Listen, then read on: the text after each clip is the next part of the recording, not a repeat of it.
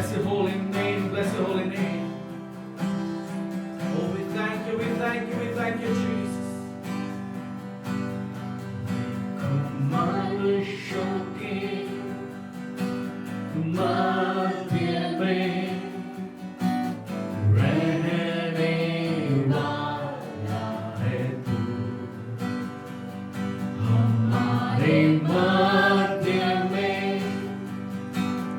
बसने को चाहता है प्रभु तू। बल्कि प्रार्थना करें। देखो मनुष्यों के मध्य में रहने वाला है तू, हमारे मध्य में बसने को चाहता है प्रभु तू। तेरे सिंहासन को बनाने में तेरी स्तुति हम करते रहे, अपने पवित्र श्रृंगार के संग तेरी आराधना करते हम। तेरे सिंहासन को बनाने में तेरी स्तुति हम करते रहे, अपने पवित्र श्रृंगार के संग तेरी आराधना करते हम। हमारे मध्य में मंदिरा प्रभु और रह तू हमारे ही संग। हमारे मध्य में मंदिरा प्रभु और रह तू हमारे ही संग। मनुष्यों के मध्य में रहने वाला है तू, हमारे मध्य में बसने को चाहता है प्रभु तू। देखो मनुष्य की देखो मनुष्यों के मध्य में रहने वाला है तू, हमारे मध्य में बसने को चाहता है प्रभु तू। तेरे सिंहासन को बनाने में तेरी स्तुति हम करते रहे, अपने पवित्र श्रृंगार के संग तेरी आराधना करते हम। हमारे मध्य में हमारे मध्य में मंदिरा प्रभु और रह तू हमारे ही संग। हमारे मध्य में मंदिरा प्रभु और रह तू हमारे ही संग, और रह तू हमारे ही संग, और रह तू हमारे ही संग। ये परमेश्वर हमारी दुआ है कि हमारे संग में Lord, we need your presence in our lives, Lord Jesus. Continue to lead us, Lord, and guide us, Jesus. We worship you, Jesus. Hallelujah. आइए खुद से प्रभु की आराधना करें हम लोग। तारीफ करें उसके नाम की, जय जयकार करें, बड़ाई करें। हालेलुया। आइए उसकी प्रेजेंस को मांगे। Thank you, Jesus. We worship you, Jesus. Hallelujah. Thank you, Jesus. Hallelujah.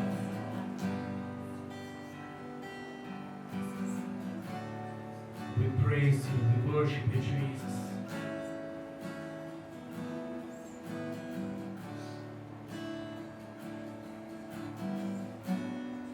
Thank you, Jesus. Thank you, Lord.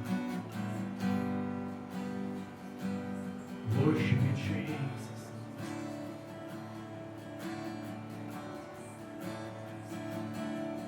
Your presence is heaven to me.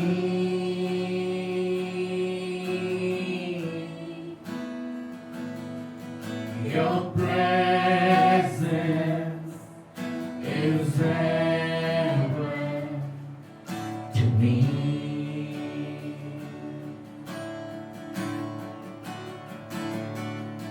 Your presence is heaven to me.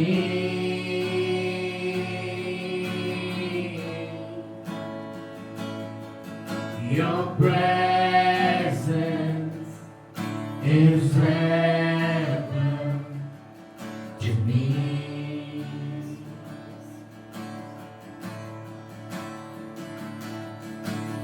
Who is like you, Lord, in all the earth? Matchless beauty and one more time. Who is like you, Lord, in all the earth? Matchless beauty.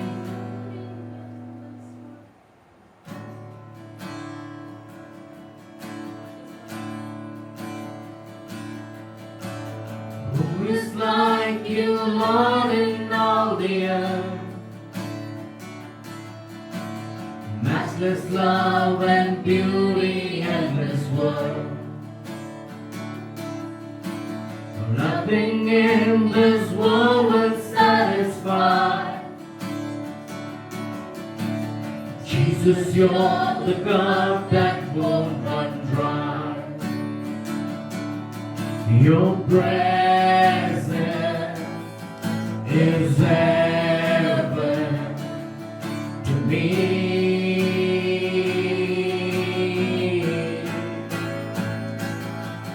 Your presence is heaven to me.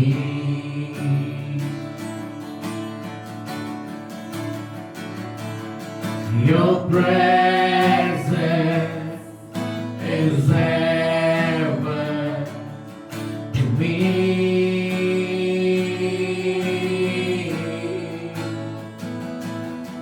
Your presence is heaven to me.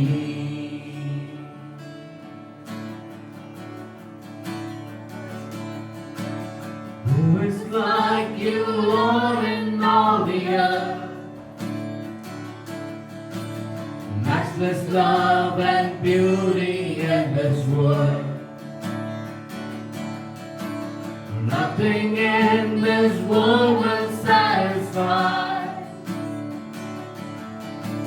Jesus, you're the cup that won't run dry. Who's like you, Lord? Who is like you, Lord, in all the earth? Matchless love and beauty, endless world. Nothing in this world will satisfy. Jesus, you're the cup that won't run dry. Your presence is heaven to me.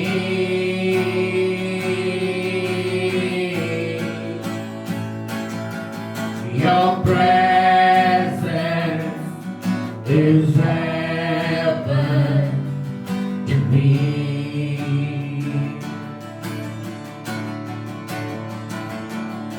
Your presence is heaven to me.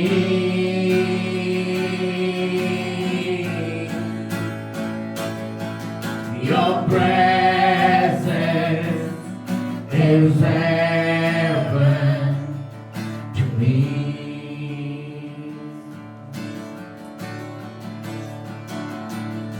मेरा स्वर्ग है मौजूदगी तेरी।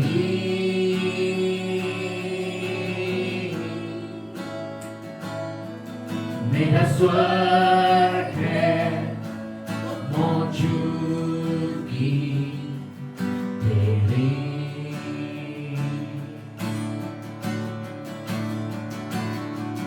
मेरा स्वर्ग है मौजूदगी तेरी।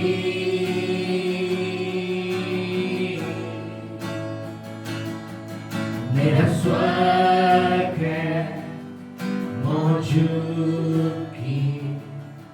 तेरी।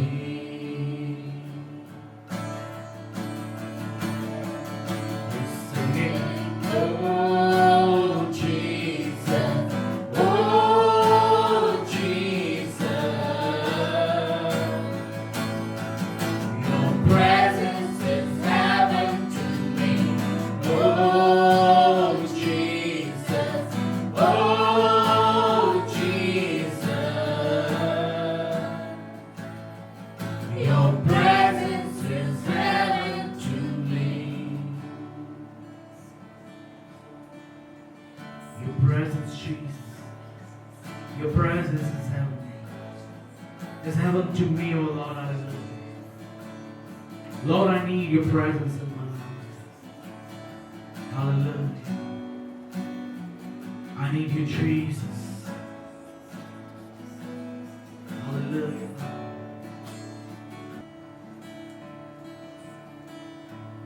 मेरा स्वर्ग है मौजूदगी तेरी।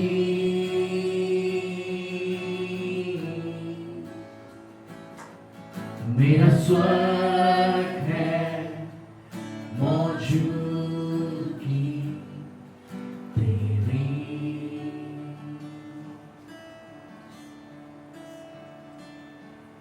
Your presence is heaven to me.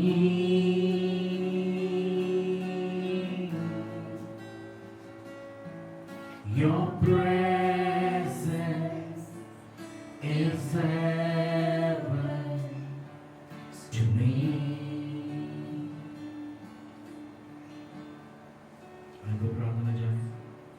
मेरे को सुनो ग्रेस प्रार्थना पाएगा।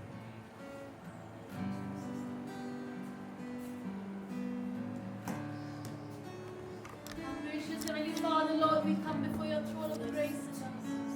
We thank you, Lord, for this heaven that we have on this earth, God. Jesus. We thank you, Lord, for the open heaven, God.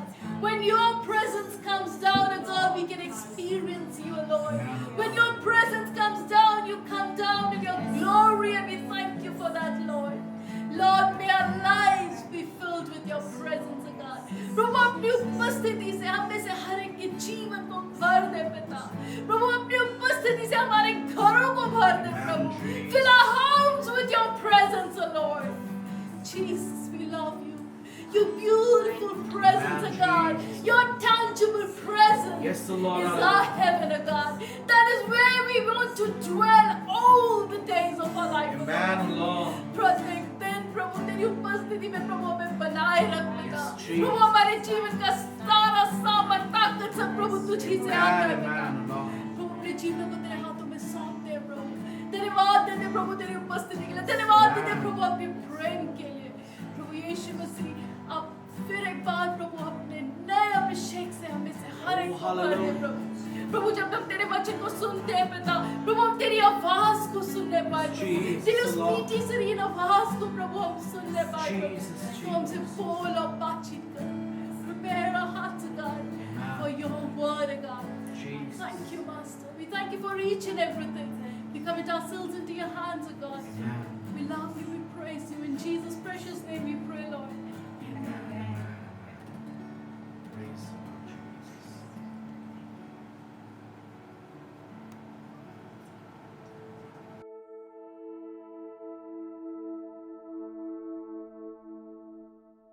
Good morning, church. For the message, we'll examine a command which was given by our Lord. It's called the Great Commission. और सुप्रभात कलीसिया, आज सुबह के वचन में जब हम लोग देखने जाएंगे, हम एक आज्ञा को देखेंगे जो प्रभु यीशु मसीह ने हम सब के लिए दिया, जिसे हम बहुत अच्छे से जानते हैं, जिसे कहते हैं great commission. We'll see what is to be preached. We'll see what are the results which come as a result of the preaching of the Great Commission. Why we get those results. और हम देखेंगे कि प्रभु ने जो आज्ञा दिया उसमें हमें क्या प्रचार करना है, उसका नतीजा क्या होता है और वो किस प्रकार से करना है, हम उन बातों को आज देखेंगे। 40 days after resurrection, पुनरुत्थान के 40 दिन बाद, just before Jesus ascended to heaven, he gave his disciples a command. और इससे पहले कि यीशु स्वर्ग में उठा लिए जाते, उन्होंने अपने चेलों को एक आज्ञा दी। This command is called the Great Commission. और इसी को हम ग्रेट कमीशन के नाम से जानते हैं। It is recorded for us in Matthew chapter 28 verses 18 to 20. और मत्ती उसका 28वां अध्याय 18 से हम आगे को इसको देख सकते हैं। I'll read that verse. मैं उसको पढ़ूंगा। All authority in heaven and on earth has been given to me. Go therefore and make disciples of all nations, baptizing them in the name of the Father and of the Son and of the Holy Spirit, teaching them to observe all that I have commanded you. And behold, I am with you always to the end of the age. मत्ती उसका 18 से हम आगे पढ़ेंगे। यीशु ने उनके पास आकर कहा, स्वर्ग और पृथ्वी का सारा अधिकार मुझे दिया गया है, इसलिए तुम जाओ, सब जातियों के लोगों को चेला बनाओ और उन्हें पिता, पुत्र और पवित्र आत्मा के नाम से बपतिस्मा दो। उन्हें ये सब बातें जो मैंने तुम्हें आज्ञा दी है मानना सिखाओ, और देखो मैं जगत के अंत तक तुम्हारे संग हूँ। All authority in heaven and earth has been given to me. It's given to Jesus. और परमेश्वर यहाँ कहते हैं, प्रभु यीशु मसीह कहते हैं, सारा अधिकार स्वर्ग और पृथ्वी पे मुझे दिया गया, अर्थात यीशु को दिया गया है। So when we go and preach, we are preaching on the authority of Jesus. तो जब हम प्रचार करते हैं, हम यीशु मसीह के अधिकार के बल पे प्रचार कर रहे हैं। And the church, that is the body of Christ, exists for this great command. और जो मसीह है, कि देह है, जो कलीसिया है, वो इसी महान आज्ञा के पालन के लिए है। This command was given by our Lord. ये प्रभु यीशु मसीह द्वारा स्वयं दिया गया To go, कि हम जाएं, to make disciples of all nations, कि सारे देशों में हम चेले को बनाएं, baptizing them in the name of the Father, the Son and the Holy Spirit, और पिता, पुत्र और पवित्र आत्मा के नाम से उन्हें बपतिस्मा दें, and to teach all that Jesus commanded. और वो सारी आज्ञाएं उन्हें सिखाना जो प्रभु यीशु मसीह ने हमें आज्ञा दी हैं। What are the commandments that Jesus taught? और प्रभु यीशु मसीह ने क्या आज्ञाएं दी हमें? Most of these teachings are recorded for us in the Gospels. ये सारे हमें सुसमाचार में मिलते हैं। Matthew, Mark, Luke and John record most of it. मत्ती, मरकुस, लूका, यूहन्ना, उन सब में ये दिया गया है। In John chapter 14 verse 26, Jesus assures that the Holy Spirit will bring to the mind of the disciples everything that he taught. और यूहन्ना 14 उसके 26 में इस प्रकार से यीशु मसीह कहते हैं कि मैं तुम्हें हर वो बात याद दिलाऊंगा जो वचन में लिखा हुआ है। So we are taught to teach everything that Jesus taught. तो इसलिए हमें हर वो बात को सिखाना है जो प्रभु यीशु मसीह ने स्वयं सिखाया। Some of these teachings are recorded in the Gospels, कुछ सुसमाचार में दिए गए हैं, and the rest are recorded in the letters by his disciples. और जो बाकी आज्ञाएं हैं उनको हम पाते हैं उन पत्रों में जो उसके चेलों के द्वारा लिखा गया था। So that is our main goal, और यही हमारा मकसद है making disciples कि हम चेलों को बनाएं and teaching them everything that Jesus taught. और हर वो बात उन्हें सिखाएं जो यीशु ने स्वयं सिखाया।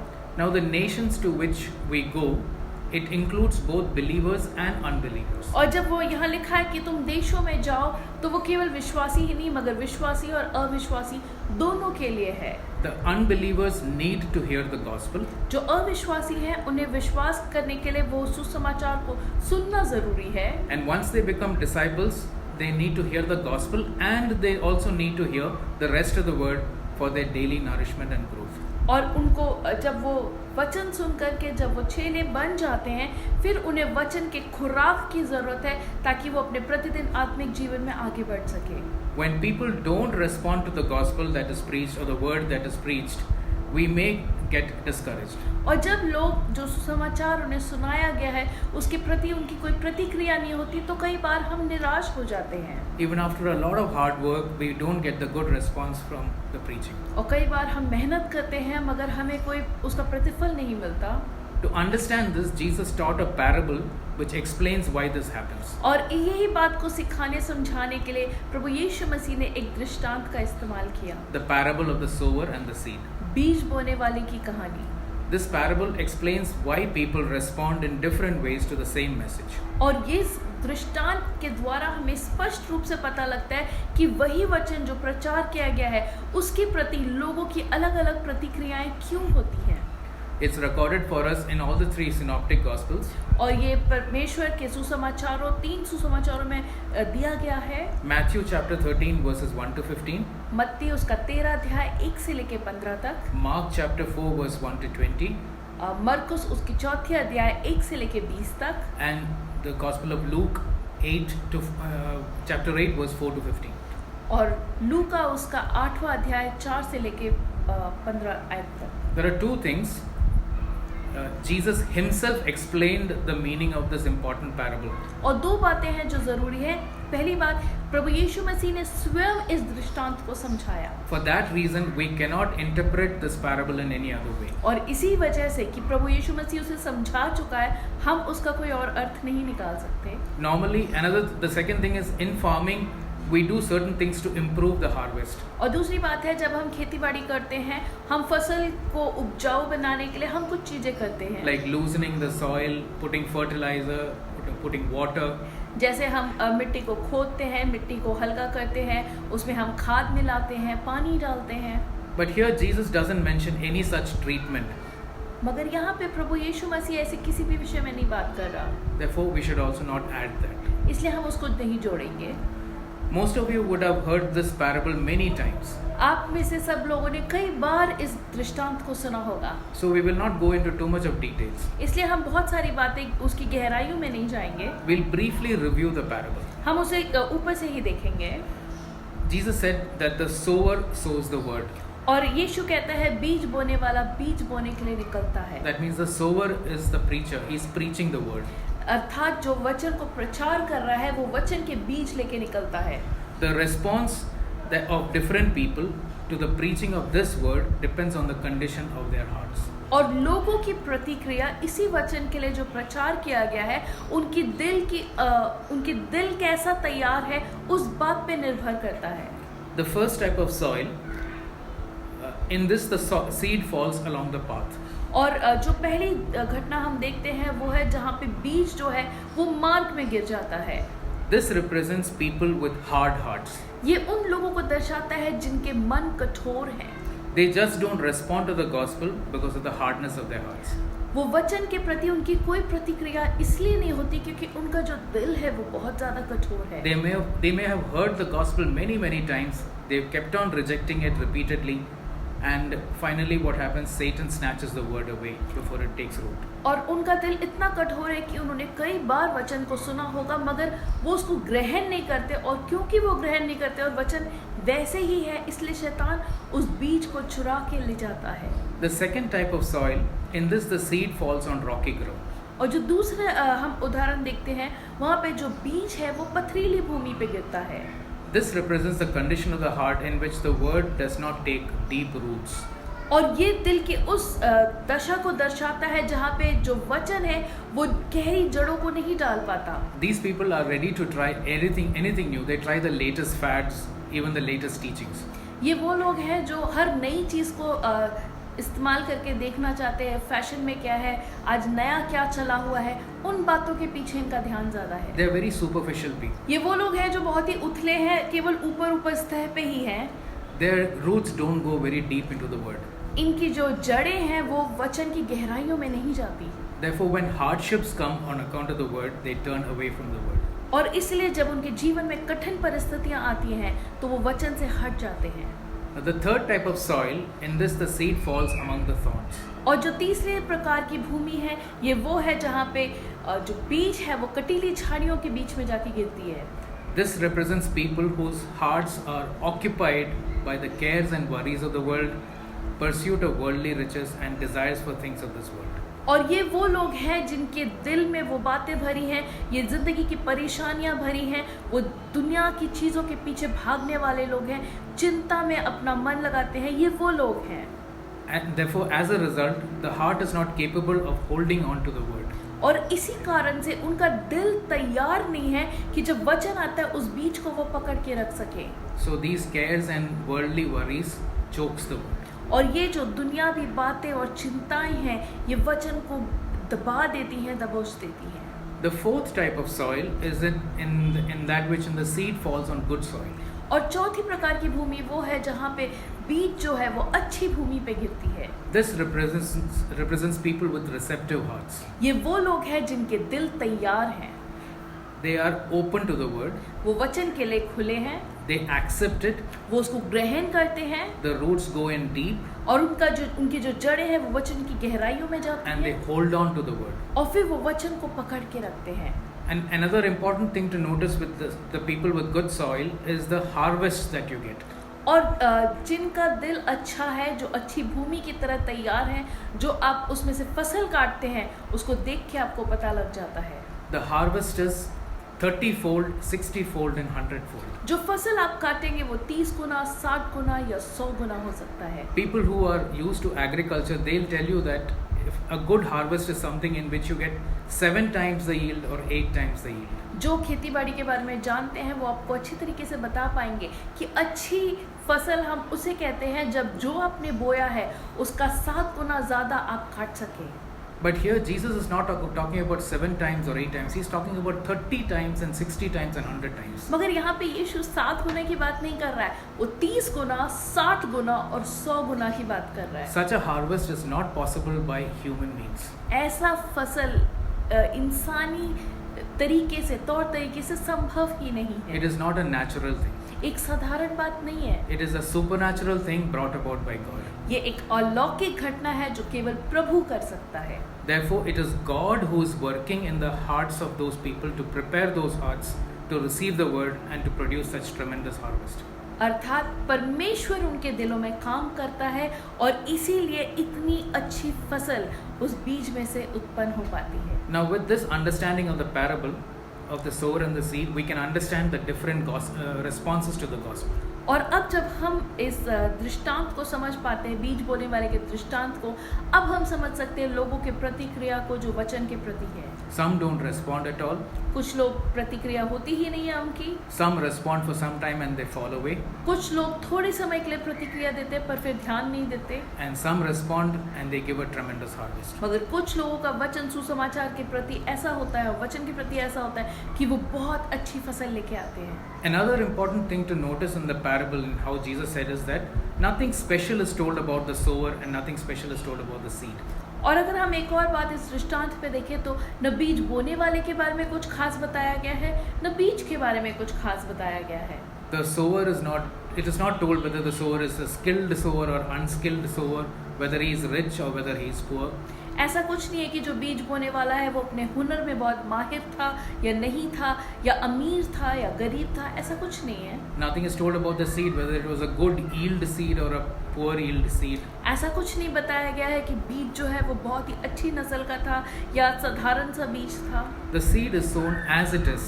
बीज जैसा था वैसे बोया There गया, is no change made to the seed. उसमें कोई बदलाव नहीं है।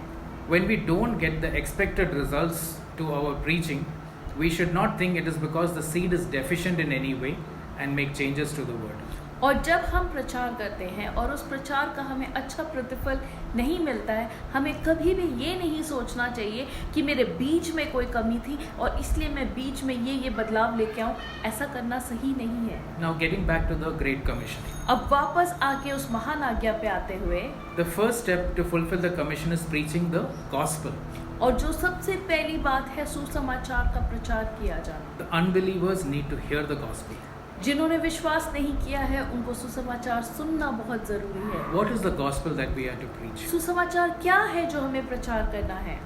Let's say I tell that if you come to Jesus, you can get meaning for your life. अगर मैं ये बोलूँ कि तुम यीशु मसीह के पास आओगे तो तुम्हें जिंदगी का मकसद पता लग Or जाएगा, I tell you that you come to Jesus, you have peace in your life. या तुम यीशु मसीह के पास आओ तुम्हारे जीवन में शांति होगी, Or I tell you that God loves you and has a wonderful plan for your life. या मैं आपको बोलूँ कि परमेश्वर आपसे प्रेम करता है और उसकी एक महान योजना है आपके लिए। Am I telling the gospel? क्या मैं सुसमाचार सुना रहा हूँ? Is that the gospel? क्या सुसमाचार ये है? All that may be true, but that's not the gospel. हाँ, ये सारी बातें सही हो सकती है मगर ये सुसमाचार नहीं है। The gospel is about Jesus. सुसमाचार तो प्रभु यीशु मसीह के बारे में है, Who Jesus is, what Jesus did, and how we receive his benefits by faith. यीशु कौन है, यीशु ने क्या किया और जो उसने किया उसका जो फल है हम अपने जीवन में किस प्रकार से पा सकते हैं, ये बात सुसमाचार है। Gospel, the word means good story or good news. सुसमाचार का अर्थ है शुभ समाचार या अच्छी खबर। Why is it good? अच्छा क्यों है? Because it takes care of a serious problem that we have. क्योंकि एक गंभीर समस्या का हल हमें उसमें मिल जाता है। What is the problem? और समस्या क्या है? God is supremely holy. कि परमेश्वर जो है वो अति पवित्र परमेश्वर है, He is a just God. वो एक न्यायी परमेश्वर है। I have sinned and I'm not holy. और मगर मैं इंसान होने के नाते मैंने पाप किया है और मैं परमेश्वर के न्याय पवित्र नहीं हूँ। After I die, I'm going to stand before a just and a holy God.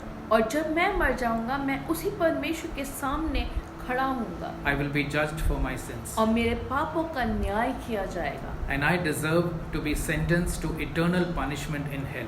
और मेरे पापों की सजा के मुताबिक मुझे न्याय में मुझे अनंत मृत्यु नरक में मिलेगी। That's the problem. ये समस्या है।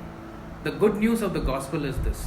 मगर सुसमाचार का शुभ संदेश ये है God the Father कि परमेश्वर पिता sent his son Jesus Christ to earth. उसने अपने इकलौते पुत्र प्रभु यीशु को इस संसार में भेजा। Jesus lived a perfect life. यीशु ने एक पवित्र और सिद्ध जीवन बिताया। Jesus fulfilled the law perfectly. यीशु ने सारी जो परमेश्वर की आज्ञाएं हैं उसको पूरी तरीके से व्यवस्था को पूरा किया। And Jesus sacrificed himself on the cross for my sake. और यीशु ने अपने आप को सलीब पे मेरे लिए और आपके लिए बलिदान चढ़ा दिया। Jesus took upon himself the punishment that I actually deserve to get. यीशु ने अपने ऊपर उस सजा को ले लिया जो जिसका हकदार मैं था। Jesus made atonement for our sins by dying on the cross, and he Yes. satisfied God's wrath. यीशु ने मेरे लिए प्रायश्चित किया सलीब पे और परमेश्वर के क्रोध से हमें बचा लिया। God the Father then raised Jesus from the dead by the power of the Holy Spirit. फिर परमेश्वर पिता ने पवित्र आत्मा की सामर्थ के द्वारा यीशु को पुनरुत्थान द्वारा जीवित कर दिया। Jesus died for the whole of mankind, but only some will get the benefits of his sacrifice. यीशु तो पूरे मानव जाति के लिए यीशु ने अपने आप को बलिदान किया, पर क्यों केवल कुछ लोग उस भलाई को ले पाते हैं? It is reserved only for those who believe in Jesus and put their trust in Jesus as their Lord and Savior. क्योंकि ये उन लोगों के लिए है जो परमेश्वर प्रभु यीशु मसीह के बलिदान पे अपने भरोसे को डालते हैं, विश्वास करते हैं और उस बलिदान को अपने लिए ग्रहण करते हैं। ये उन लोगों के लिए है। So as a sinner, how do I get this salvation? तो अगर मैं एक पापी हूँ, चाहे मैं कोई भी क्यों ना हूँ, मैं इस उद्धार को कैसे पा सकता हूँ? Firstly, repent of my sins and turn back to God. पहली बात, मुझे अपने पापों का पश्चाताप करना है और मुझे परमेश्वर के पास वापस आना है। Secondly, confess with my mouth that Jesus is Lord and believe in my heart that God raised Jesus from the dead. और दूसरी बात, मुझे अपने मुंह से अंगीकार करना है और मन से विश्वास करना है कि यीशु ही प्रभु है। This salvation is not God. I don't receive this salvation by any good work that I do. ये जो उद्धार का तोहफा है मैं इसीलिए नहीं पाता कि मैंने कोई भला काम किया है। It is God by faith alone. ये केवल विश्वास द्वारा पाया जा सकता है This is how we are saved. और इसी के द्वारा हम उद्धार पाते हैं। And this is the gospel or the good news that we are commanded to share. और यही वो सुसमाचार है जो परमेश्वर चाहता है कि हम सब लोगों को बताएं। When we find people are not responding to the gospel, we may be tempted to change the gospel. और कई बार जब हमें ऐसा लगे कि लोगों की कोई प्रतिक्रिया नहीं है इस सुसमाचार के प्रति, हमारे अंदर एक बात सी आएगी कि चलो उसको थोड़ा सा बदल देते हैं। And sometimes in crusade meetings, you find they play some background music to manipulate the crowd. और कई बार ऐसा लगता है कि बड़ी बड़ी मीटिंगों में कुछ म्यूजिक चला देते हैं या कुछ, ताकि लोगों का ध्यान उस तरफ हो जाए।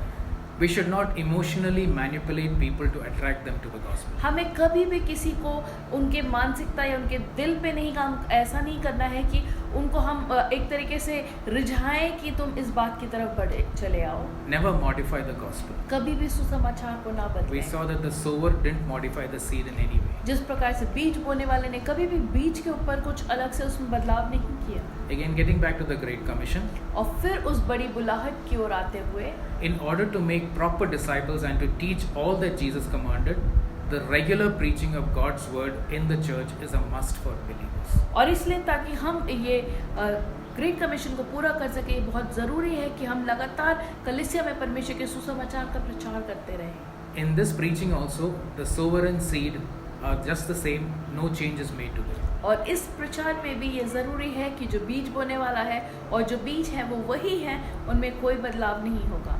Again, here too, when we don't get a good response to the preached word, don't make any changes to the word, just preach it as it is written in the word. और यहाँ भी जब आपको कोई प्रतिफल नहीं मिले, आप जैसा है उसको वैसा ही बांटते रहिए, उसमें कोई बदलाव न करिए। It is God who brings about the growth.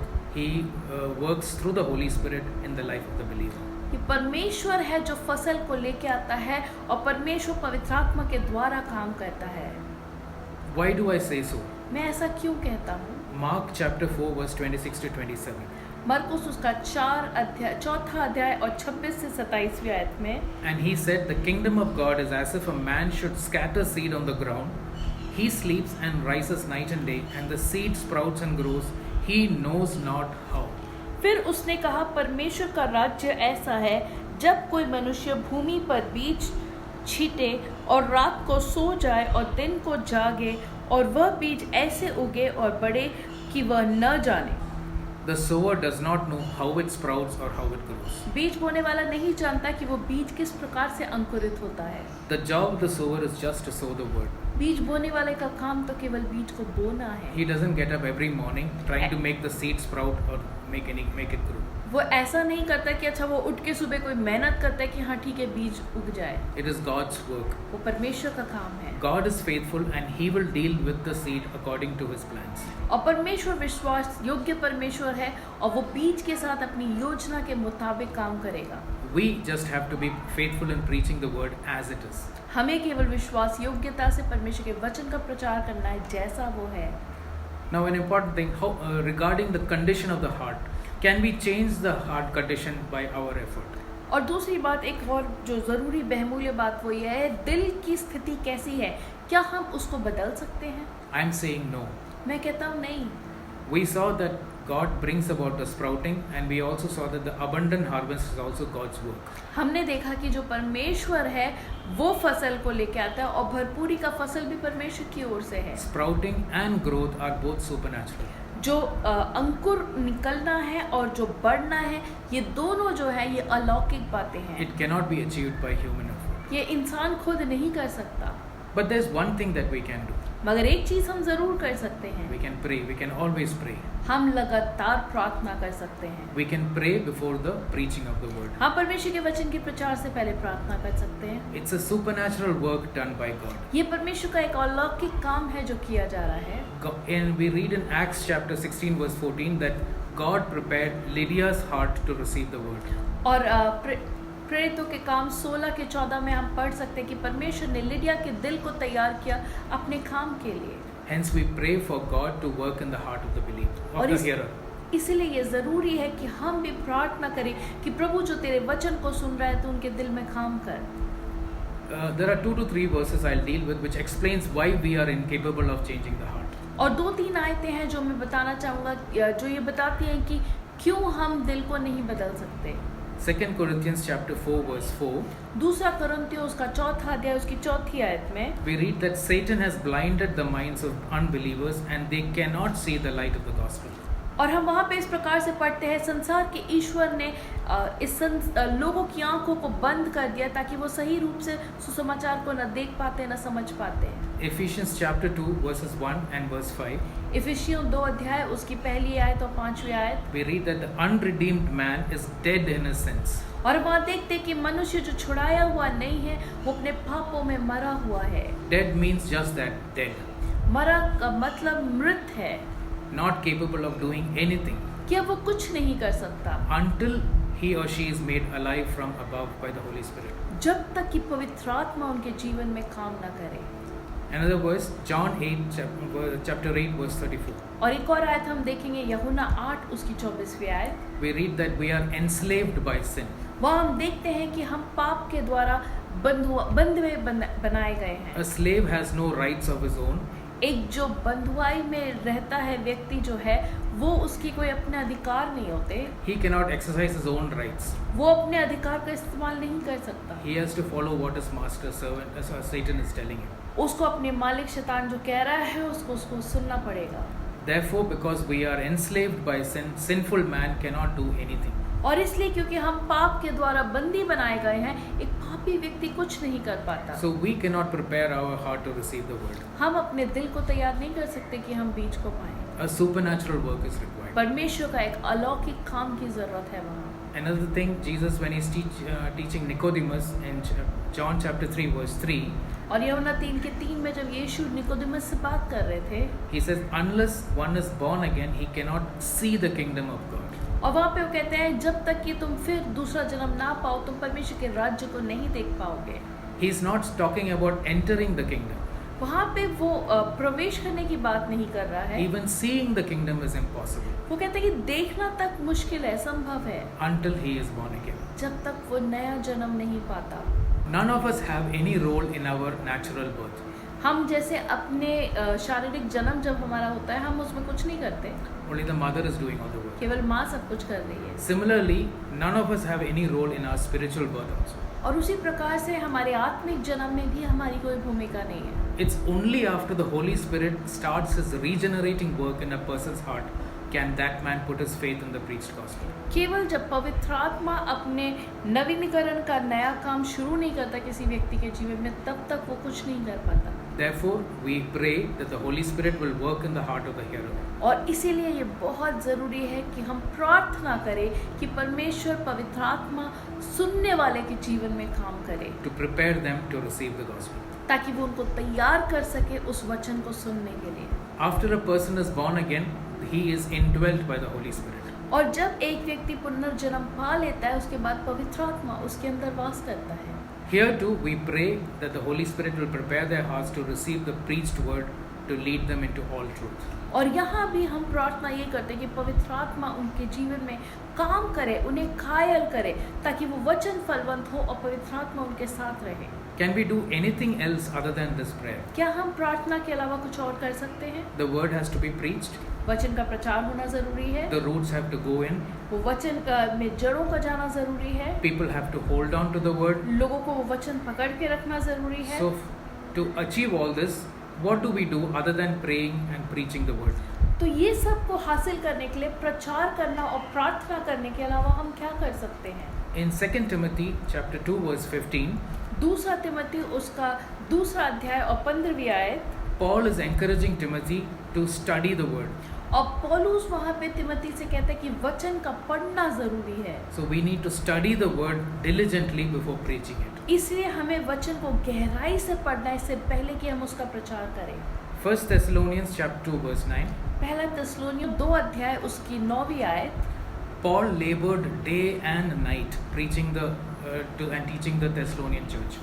पौलुस ने दिन रात लगातार वो थिस्सलुनिया की कलीसिया को वो सिखाता रहा। Therefore, repeated preaching of the unadulterated word is required. और इसीलिए परमेश्वर के वचन जिसमें कोई मिलावट नहीं है, वो शुद्ध वचन का लगातार प्रचार होना बहुत जरूरी So है, that the roots go in deep ताकि वचन की गहराइयों में जड़े जा सके। and believers don't fall away when hardships come on account of the word. और जब विश्वासी जन किसी भी समस्या का सामना करता है, खास तौर से वचन की वजह से, तो वो पीछे ना हटे।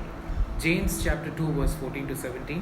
याकूब 2 अध्याय उसका 14 से लेकर 17 में हम पढ़ सकते हैं। This talks about looking after the needs of our brothers and sisters. और यहाँ पे बताया गया किस प्रकार से हम अपने भाई बहनों की जरूरतों पे ध्यान दे सकते हैं। We have to look after their spiritual needs. हमें उनकी आत्मिक जरूरतों को देखना है। We also have to look after their physical and emotional needs. हमें उनके शारीरिक और मानसिक जरूरतों को भी देखना है। Why? क्यों? So that the cares and worries of this world do not choke the word. ताकि दुनिया की चिंताएं उस बीज को ना दबोच दे। In Matthew chapter 13 verse 12, मत्ती उसका 13 उसकी 12वीं आयत में Jesus is warning that if we do not accept the word readily, whatever we have will also be taken away. और यीशु एक चेतावनी देता है कि अगर हम अपने पूरे मन से तैयार होकर उसको ना ग्रहण करें तो जो है वो भी ले लिया जाएगा। So we have to encourage the church to accept the word readily. इसीलिए हमें ज़रूरी है कि हम कलीसिया को उत्साहित करते रहें कि जो वचन आया है उसे हम ग्रहण करें। Acts chapter 17 verse 11. प्रेरितों के काम उसका 17वां अध्याय उसकी 11वीं आयत। Similar to the Berean church, the church should be encouraged to search the scriptures daily. और वहाँ पे ये दिया गया कि हमें किस प्रकार से कलीसिया को लगातार उत्साहित करना कि प्रतिदिन वो वचन के खोजी बने, Search it on their own अपने आप खोज करें so that they will not be led astray. ताकि वो ये बात को समझ सके कि वो उन्होंने वचन यहाँ से लेना है, वो भटक ना जाए। So let's be faithful with the command that our Lord has given us. तो आइए हम लोग जो आज्ञा हमें दी गई है उसके प्रति हम विश्वास योग्य बने रहें। Preach the word, हम वचन का प्रचार करें, give it unadulterated, जैसा है शुद्ध, हम बिना मिलावट के उसको वैसा ही बांटें। don't remove anything from it, आप उसमें से कुछ भी कमी घटी ना करें, don't add to it, उसमें कुछ जोड़े ना। and we pray that the Holy Spirit will work in the hearts of the hearers. और हम प्रार्थना करते रहे कि पवित्र आत्मा सुनने वालों के जीवन में लगातार काम करे। God bless you. परमेश्वर आप सबको आशीष दे।